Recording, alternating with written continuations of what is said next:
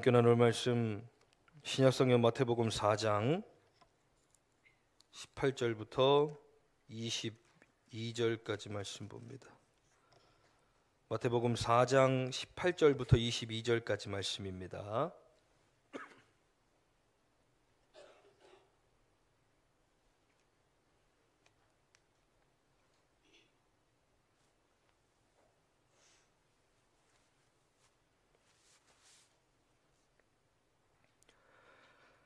마태복음 4장 18절부터 22절까지 말씀 우리 함께 한 목소리로 봉독합니다. 갈릴리 해변에 다니시다가 두 형제 곧 베드로라 하는 시몬과 그의 형제 안드레가 바다에 그물 던지는 것을 보시니 그들은 어부라. 말씀하시되 나를 따라오라. 내가 너희를 사람을 낚는 어부가 되게 하리라 하시니 그들이 곧 그물을 버려두고 예수를 따르니라. 거기서 더 가시다가 다른 두 형제 곧 세베대의 아들 야고보와 그의 형제 요한이 그의 아버지 세베대와 함께 배에서 금을 깁는 것을 보시고 부르시니 그들이 곧 배와 아버지를 버려두고 예수를 따르니라. 아멘. 오늘도 말씀에 은혜가 되시길 간절히 축원합니다. 오늘 본문의 말씀 우리가 함께 읽은 내용은 예수님께서 이제 공생의 사역이 시작되어지고 천국 복음을 전파하기 시작하시면서 바로 제자들을 부르시는 그런 장면이 기록되어져 있습니다. 예수님의 공생의 사역 가운데 예수님은 혼자서 그 일을 감당하지 않으시고 제자들을 불러서 그 사역을 시작하십니다. 오늘 본문의 말씀에는 베드로와 안드레 그리고 야고보와 요한 이 네 사람만 부르시고 그리고 후에 더 제자들을 부르셔서 12명의 제자들을 다 채워 이제 본격적인 사역이 시작되어지는데 오늘은 그 중에서도 가장 첫 번째 베드로와 안드레, 야고보와 요한 이 갈릴리 호숫가에서 그물을 깁는 제자들을 불러 사람들을 불러 제자를 삼으신 그런 말씀을 통하여 함께 은혜를 나누기 원합니다. 오늘 본문의 말씀 우리는 너무나 잘 아는 말씀입니다. 갈릴리 호수에서 예수님이 제자를 이렇게 부르셨구나. 그 제자들이 어떤 일을 행했고 추후에는 어떻게 되었으며 예수님이 승천하신 뒤에는 제자들이 어떤 사역들을 감당했구나. 우린 전부 다 알고 있습니다. 그런데 다 그런 거를 떠나서 우리가 베드로가 한번 돼보는 겁니다. 안드레가 한번 돼보는 겁니다. 야고보와 요한이 되어보는 겁니다. 이들은 지금 일평생 자신이 살았던 갈릴리 호수, 누구보다 잘 아는 이 갈릴리 호수에서 물고기를 잡는 사람들이었습니다. 배와 그물, 물고기. 이들의 생업이기도 하지만 이 생업을 통하여 무엇이든지 할 수 있는 사람들이었습니다. 물고기를 팔아 가지고 삶을 살아가고 물고기를 팔아 가지고 자식도 가리키고 물고기를 팔아 가지고 자신의 부도 쌓을 수 있는 요즘에 아주 유행하는 드라마가 하나 있습니다. 폭삭 소가수다. 거기 등장하는 주인공 이 관식이라는 사람의 직업이 어부입니다. 어부. 배를 가지고 물고기를 잡아 가족들을 먹여 살리는. 그에게 배와 그물이란 전부라는 것입니다. 오늘 본문의 말씀에 등장하는 베드로와 안드레, 야고보와 요한도 그들이 가진 것 배와 그물입니다. 거기서 물고기를 잡아가지고 열심히 물고기를 잡아 팔아 가족들을 건사하고 살아가는 사람들이라는 것입니다. 그런데 어느 날 예수님이 그들을 찾아오십니다. 그물을 깁는 그들을 보면서 이렇게 말씀하십니다. 이제는 나를 따라오라. 내가 너희로 사람을 낚는 어부가 되게 하리라. 아까 말씀드린 것처럼 우리가 한번 베드로가 돼보는 겁니다. 안드레가 되고 야고보와 요한이 됩니다. 열심히 우리의 삶을 살아가고 있습니다. 그런데 처음 보는 사람이 등장해서 나를 따라와라. 내가 너희로 사람을 낚는 어부가 되게 하리라. 오랜 시간 동안 예수님을 만나며 관계를 가지고 야, 예수님 이런 분이구나. 예수님이 하시려는 사역이 이런 것이구나. 야, 내가 지금까지 지켜보니까 예수님은 이런 일을 하실 수 있는 분이네. 내가 저분의 제자가 돼야 되겠다. 보통 제자라 하면 무엇입니까? 스승이 어떠한 업적을 이루어 놓고 거기서 존경받을 만하고 뭔가 배울 것이 있을 때 사람들이 먼저 찾아가 저를 제자로 받아주십시오. 제가 선생님의 제자가 되고 싶습니다. 요리든 무엇이든 다 그렇게 사람들이 먼저 찾아가 자기를 제자로 받아달라고 해서 제자가 되는 경우가 많습니다. 그런데 오늘 본문의 말씀은 전혀 다릅니다. 예수님이 먼저 찾아가서 나를 따라와라. 내가 너희로 사람을 낚는 어부가 되게 하리라. 아니 누구신데요? 그렇지 않겠습니까? 제가 당신은 뭘 보고 따라갑니까? 이사야 말씀에 기록된 것처럼 예수님은 흠모할 만한 모습이 없는 분입니다. 누가 봐도 하나님의 아들 메시아로서의 인간적인 모습이 전혀 없는 분입니다. 세례요한에게 세례를 받고 올라오실 때 비둘기 같은 성령이 그가 위에 임하였고 하나님의 음성이 들려져 이는 내 사랑하는 아들이요 내 기뻐하는 자라라고 말씀하신 것처럼 예수님이 이 베드로와 안드레를 만나러 가실 때 비둘기 같은 성령이 예수님과 함께하며 그리고 하늘에서 음성이 들려 이는 내 사랑하는 아들이니 이의 말을 들으라. 나를 따라오라. 내가 너희로 사람을 낚는 어부가 되게 하리라. 예수님이 어떠한 영광을 가지고 하나님의 어떠한 능력을 보이시며 그들에게 나오셨던 것들이 아니라 그들을 그냥 지켜보시는 겁니다. 그러다가 그들을 이제 앞으로 나의 제자가 되라. 사람을 낚는 어부가 되게 할 테니 나를 따라와라 하실 때 그들이 보인 모습은 어떻게 합니까? 그물을 버려두고 배를 버려두고 아버지와 그물을 버려두고 예수를 따르니라. 아멘. 이해가 되십니까? 우리 입으로는 아멘 하고 있지만 내가 베드로였고 내가 안드레였고 내가 야고보와 요한이라면 이러실 수 있겠습니까? 이들은 과연 어떻게 예수님을 만났고 예수님을 만났을 때 그들이 일평생 가지고 있는 것 전부 아닙니까? 이 그물이 있어야만 배가 있어야만 내가 물고기를 잡을 수 있고 물고기를 잡아야만 먹고 살 수 있고 물고기를 잡아야만 내가 가족들을 건사할 수 있는 이것을 버려두고 예수님을 따랐다는 오늘 본문의 말씀에 기록되어 있지 않습니다. 그러나 마태복음, 마가복음, 누가복음의 이 사건에 대해서 다 다루고 있습니다. 그런데 마태복음, 마가복음 이렇게 지나갑니다. 누가는 이렇게 기록하지 않습니다. 갈릴리 호숫가를 거니던 예수님은 그들을 지켜보시는 겁니다. 그냥 그물을 깁는 제자들에게 오신 것이 아니라 오랫동안 그들이 물고기를 잡고 또 헤매며 한 마리도 잡지 못하는 모습을 다 지켜보고 계시는 겁니다. 그런 그들에게 찾아오셔서 너희들 물고기가 있느냐? 한 마리도 없습니다. 그러면 배 오른편에 그물을 던져라.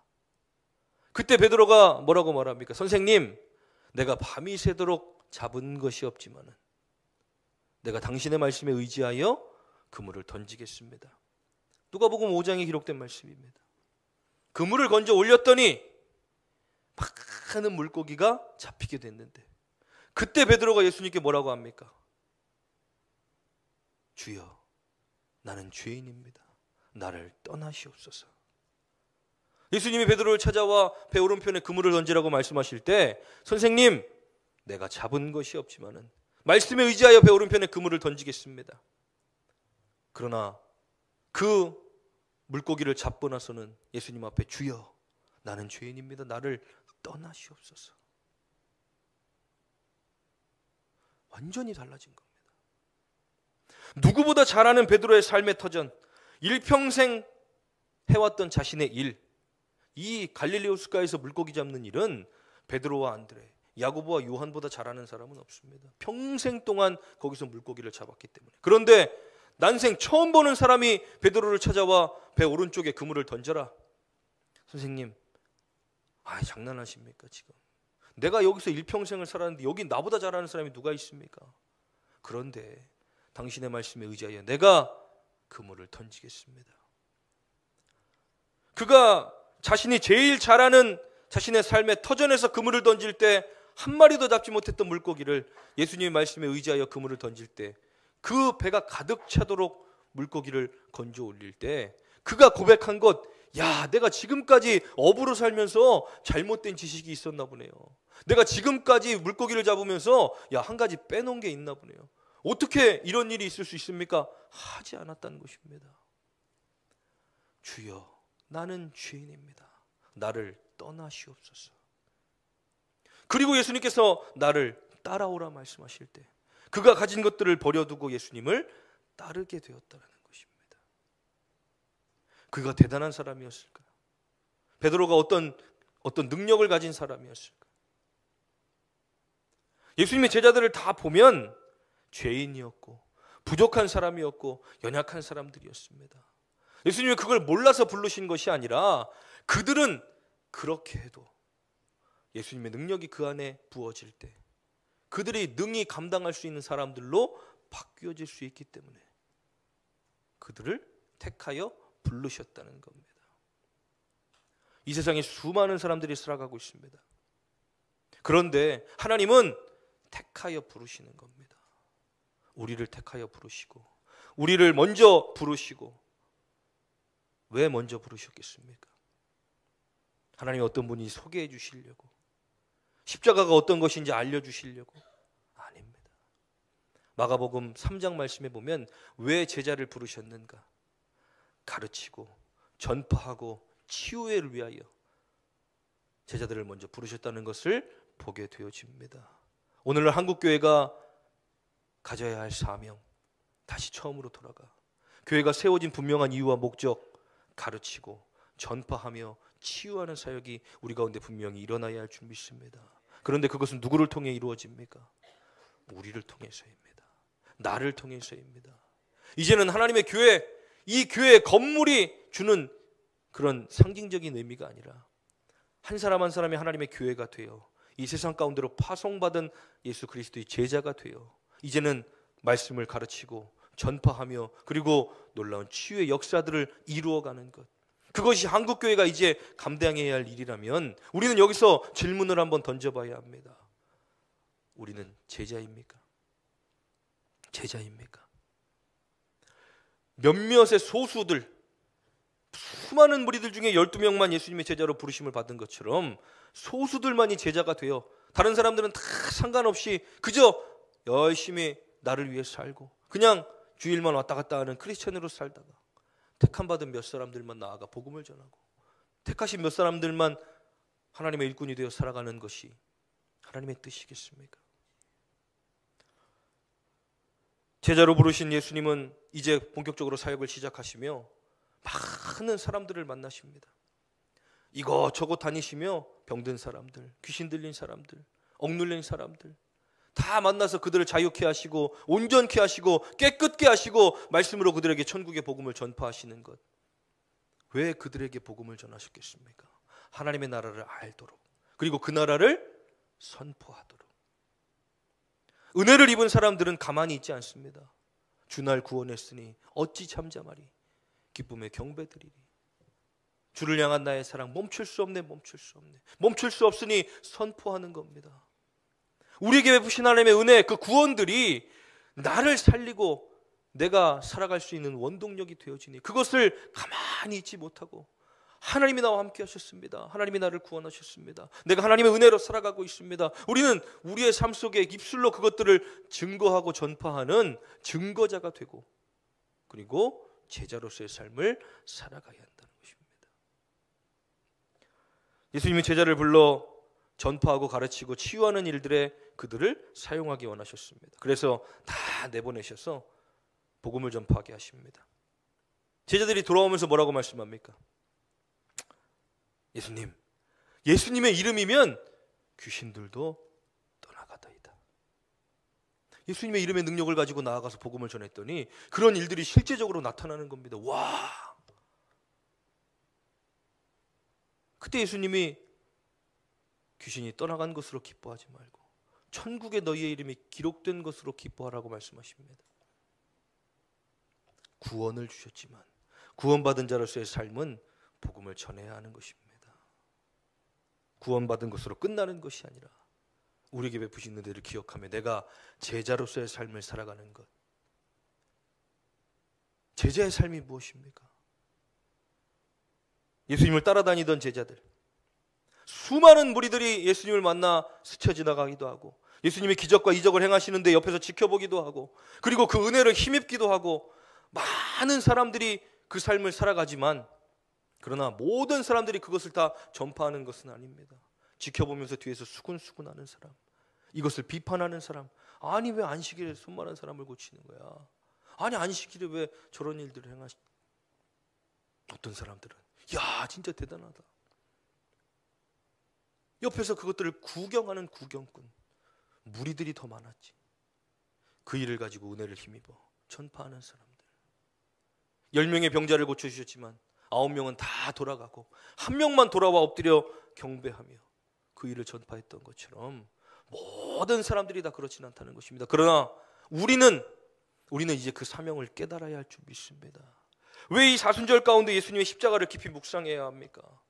내게 허락하신 하나님의 은혜, 그것들이 계속 반복적으로 우리 가운데 기억나게 되고 그것들을 고백하는 삶을 살아야만 누구를 만나도 하나님의 은혜가 고백되어지지 않겠습니까? 하나님의 은혜로 살고 있다는 사실을 모르는 사람이 어디 있습니까? 한 주간 동안 우리가 살아가며 내가 비록 어려움을 만나고 때로는 아픔을 만나고 때로는 사망의 음침한 골짜기를 지나고 있을 때에도 하나님이 나와 함께하고 계시는 사실을 우리는 늘 느끼지 않습니까? 그런데 그것들을 입술로 고백하지 않으면 내가 누구를 만나서 누구에게 그런 은혜를 전파하겠습니까?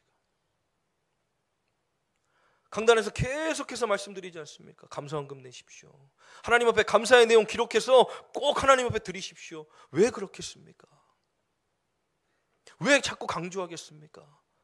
한 번이라도 더 써봐야, 더 하나님 앞에 한 번이라도 더 감사해봐야 우리가 우리의 입술을 통하여 끊이지 않는다는 겁니다. 문제를 만났을 때 한없이 땅으로 파고 들어갑니다. 얼굴에 수심이 가득하고 누가 봐도 아유 저 사람 무슨 일이 있구나. 그런데 기도 응답받고 문제가 해결되면 날아갈 때 기쁩니다. 그리고 나서 하나님의 은혜를 싹 잊어버립니다. 끊임없이 우리의 입술로 반복하며 고백해야만, 누구를 만나도 야 내가 정말 그 문제 만나서 기도하고 있었는데 하나님이 이렇게 응답해 주셨다고, 하나님이 나와 함께 해주셨다고, 그것이 무엇입니까? 제자로서의 삶을 살아가는 것입니다. 예수님 옆에 따라다니면서 예수님 심부름하고 식사 챙기고 예수님 도와드리던 제자들, 예수님 그거 하라고 부르시겠습니까?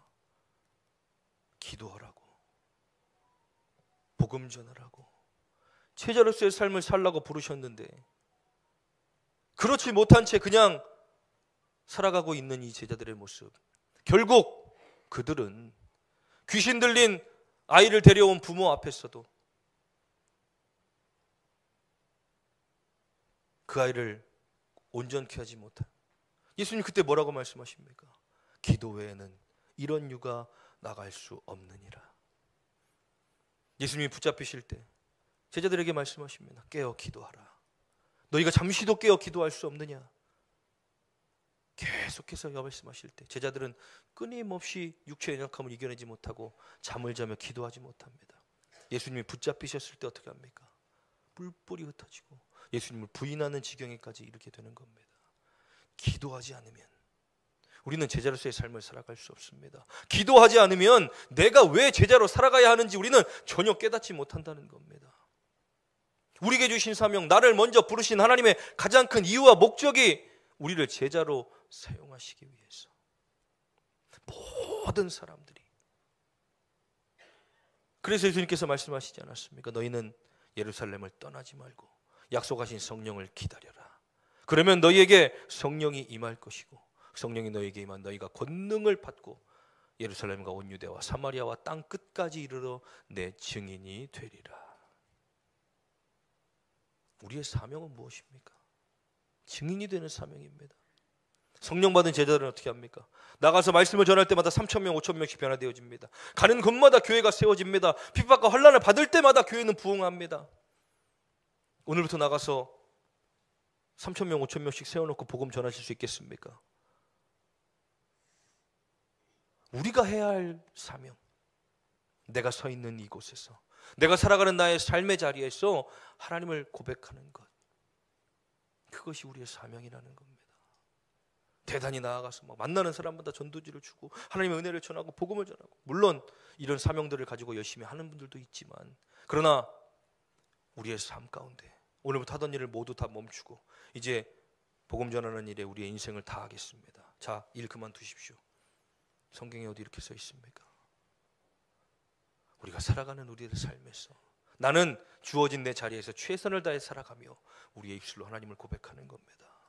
하나님의 은혜를 잊지 않고 선포하는 겁니다. 내가 하나님의 나팔수가 되어 내게 허락하신 은혜들, 제자의 삶, 하나님의 은혜를 선포하는 것, 그 은혜를 잊지 않고 고백하는 것, 그래서 그것을 통하여 하나님 영광 받으시는 것,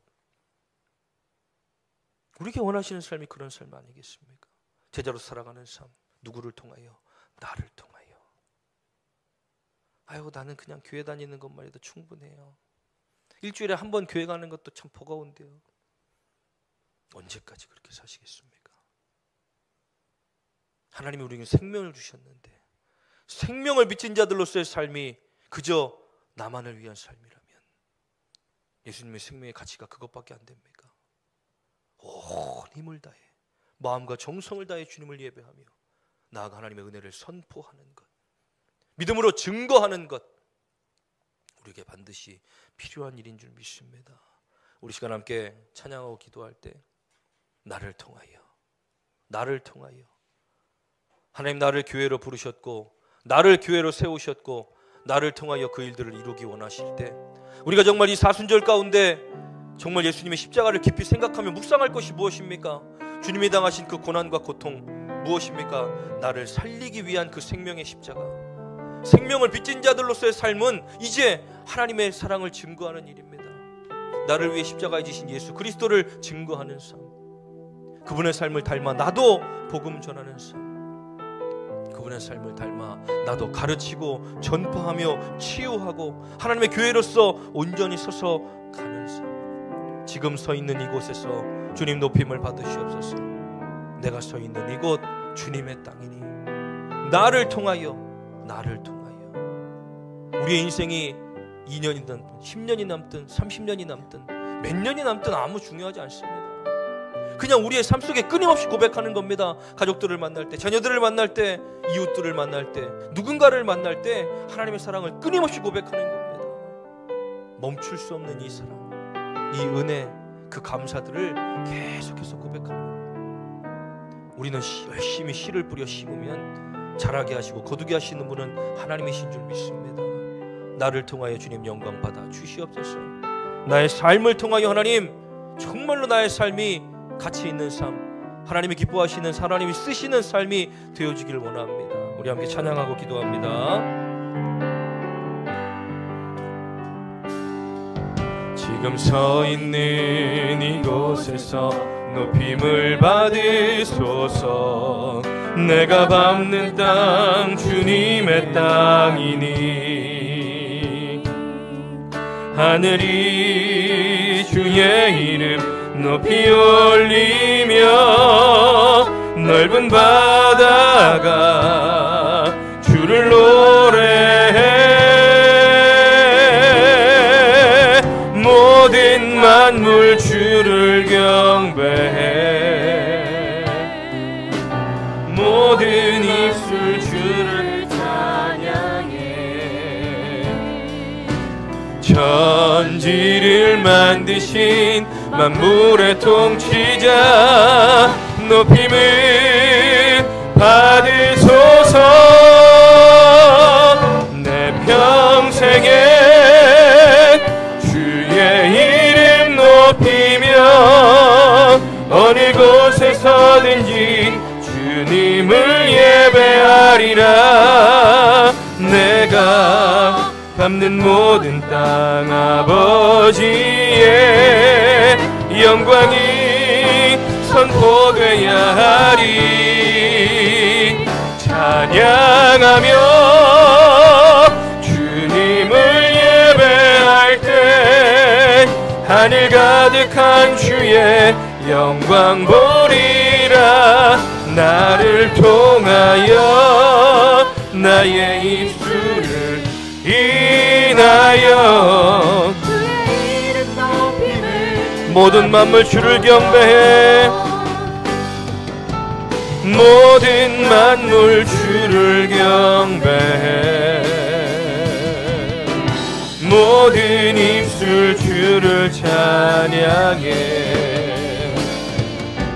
천지를 만드신 만물의 통치자 높임을 받으소서. 내 평생에 주의 이름 높이며 어느 곳에서든지 주님을 예배하리라. 내가 밟는 모든 땅 아버지의 영광이 선포되어야 하리. 찬양하며 주님을 예배할 때 하늘 가득한 주의 영광 보리라. 나를 통하여 나의 입술을 인하여 주의 이름 높임을 받으소서. 나를 통하여 나의 입술을 인하여 주의 이름 높임을 받은. 나를 통하여 나의 입술을 인하여 주의 이름 높임을 받으소서. 우리 시간 다 같이 주신 말씀 붙들고 기도하기 원합니다. 우리 주여 한번 부르짖고 통성으로 함께 기도합니다. 주여. 아버지, 제자들이 하나님 일평생 자신들이 가지고 있던 것들을 버려두고 예수님을 따랐습니다. 하나님, 그들에게 어떻게 그런 믿음이 있습니까?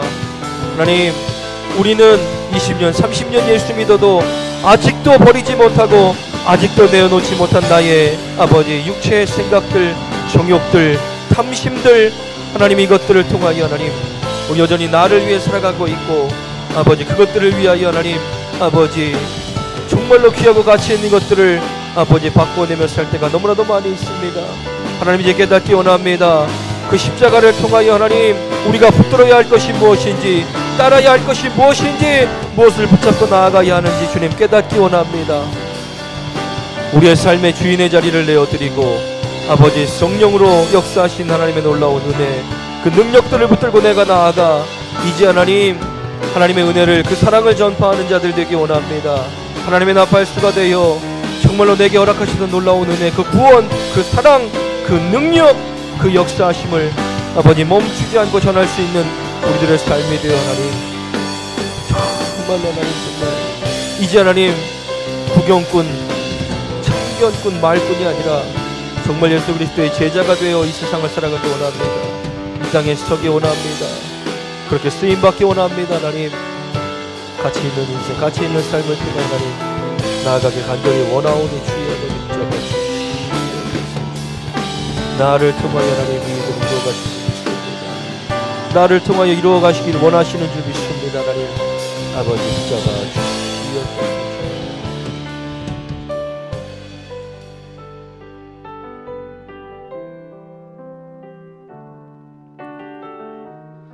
감사합니다. 주님, 우리를 하나님의 교회로 세우셔서 그 교회로 이 세상 가운데 파송하셨고, 우리의 가정 가운데, 우리의 일터 가운데, 우리의 사업장 가운데, 우리의 모든 삶 가운데 하나님의 교회로 우리가 그 사랑을, 그 은혜를, 그 능력을 증거하기를 원하시는 줄 믿습니다. 우리는 부족하고 연약하지만 그러나 우리에게 성령을 주셨으니 열심히 기도하고 말씀 붙들고 나아가 성령의 충만함을 통하여 하나님이 세상의 구원을 선포하게 하시고 하나님의 사랑을 증거하게 하시며 제자로서의 삶을 능히 살아갈 수 있도록 하나님 우리를 붙들어 주시고 인도하여 주셔서 나를 통하여 하나님 영광받기 원하시는 하나님께 하나님을 영화롭게 하는 복된 삶들을 다 살아갈 수 있도록 우리 하늘교회 성도들을 붙들어 주시고 축복하여 주시옵소서. 우리 하늘교회가 그렇게 쓰임받는 교회가 되기 원합니다. 나라는 너무나 어지럽고 또 복잡하고 우리의 힘으로는 그 어떤 것도 할 수 없는 이때에도 하나님, 우리는 그저 기도할 뿐이고 그저 하나님의 은혜를 구하며 하나님의 능력을 바라니 하나님 역사하여 주셔서 우리는 열심히 주를 위해 살아가고 주님께서 이 땅에 일어나는 모든 일들을 다스리시고 붙들어 주시옵소서. 오늘도 주님 앞으로 나올 때에 그냥 나오지 아니하고 마음과 정성을 다하여 귀한님을 올려드립니다. 하나님, 이 예물 기쁘게 받아 주시옵시고 하늘의 신령한 복, 땅의 기름진 복으로 충만하도록 채워 주시옵소서. 11조 예물 드리는 사랑하는 성도들 기억하시고 하나님 것을 하나님 것이라 인정하고 구별하여 귀한님을 올려드립니다. 하나님, 기쁘게 받아 주시옵시고 11조 예물 드리는 사랑하는 성도들 가운데 물질로 인하여 어려움 당하지 않게 하시며 쌓을 것이 없도록 차고 넘치는 놀라운 축복을 허락하여 주시옵소서. 감사 예물 드리는 사랑하는 성도들 기억하시고 하나님께 감사하며 귀한님을 올려드리며 그 감사의 내용들을 다 기록하여 올려드립니다. 하나님, 기쁘게 받아 주시옵소서. 감사할 수 있는 영혼들 가운데 하나님 크신 은혜를 더하여 주셔서 그들의 삶이 더 많은 감사들로 풍성하여지게 하시고 기쁨이 넘치는 복된 삶이 되도록 하나님께서 붙잡아 주시옵소서. 선교 예물 드리는 사랑하는 성도들 기억하시고 하나님의 나라를 위하여 귀한님을 올려드립니다. 쓰여지는 선교지와 교회 위에 하나님 놀라운 은혜를 더하여 주셔서 선교사님들의 사역, 목사님들의 사역과 건강한 가정 지켜주시고 인도하여 주시며 하나님의 나라가 확장되어지는 은혜를 허락하여 주시옵소서. 건축예물 드리는 사랑하는 성도들 기억하시고 하나님의 아름다운 교회를 위하여 귀한님을 올려드립니다. 이 예물이 사용되어져 이 성전이 아름답게 유지되고 보수되어질 때에 이곳에서 올려드린 예배와 찬양과 기도를 하나님 가장 기쁘게 받아 주시옵소서.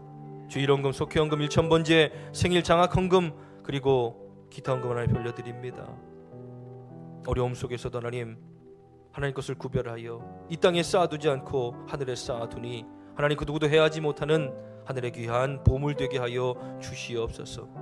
드리지 못한 손길들의 마음과 믿음, 삶도 붙들어 주셔서 드릴 수 있는 믿음, 상황 허락하여 주시옵소서. 오늘도 주님 앞에 나올 때에 여러 가지 아픔과 질병, 상황들, 문제들 가지고 나온 사랑하는 성도들 가운데 주님 친히 임하여 주셔서 그들을 만지시고 치유하시며 회복시켜 주시고 붙들어 주시옵소서. 온전히 하실 줄 믿고 감사드리며 예수님의 이름으로 기도하옵나이다. 아멘.